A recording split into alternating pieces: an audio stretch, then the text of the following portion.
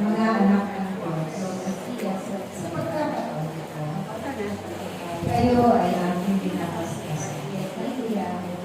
Sa ngalan ng anak ang Espiritu Santo, kaya mo, dahil kagawang tayo, aking ibinibigay ang kapangyarihan ng Diyos at siyang magagabay sa bawat oras, sa bawat sandali, ng inyong ako ang muunang at laging magpapaalam magbibigay ba na at agubin sa inyo sa karangkaya upang mapaghanda kaya at naisagawa ninyo ang naayon sa kalooban sa karangkaya lahat ng mabuti sanayin kayo sa araw-araw ninyo sa mga upang ang inyong mga kaya pamumuhay ay tunay na sa sa ngalan ng anak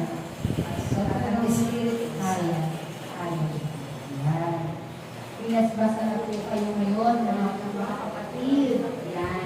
Pinasbasa na kayo ng Diyos at tinakanlay mo ang Ama, Anak, at Espiritu. Ito daw yung inyong magiging gabay sa araw-araw. Kung saan, para anuman yung inyong mga pangarap, anuman yung mga gusto nyo mangyari sa buhay, magkaroon ng katuparan. Basta yung mga pangarap na merong kabutihan at dadalhin kayo sa maayos na buhay. Diba? At ilalayo kayo sa kapahamakan. Alam naman natin, bilang mga kabataan, alam naman natin na ang sanlibutan ay maraming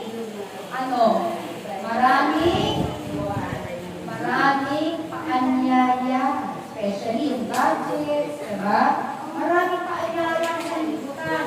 Party, mga drinks, yan yung mga paanyaya ng sanlibutan. Kaya ngayon, gagabayan kayo ng Diyos upang kayo ay maging matupad ninyo ang inyong mga pangarap sa buhay. Sino yung gusto maging doktor? Wow, praise the Lord. Sana pag naging doktor ka na, makita mo pa ako Kasi baka meron na akong laban. Ikaw yung mag-o-opera sa akin. Tandaan mo ko ba? Palakpakan natin ang malakas ang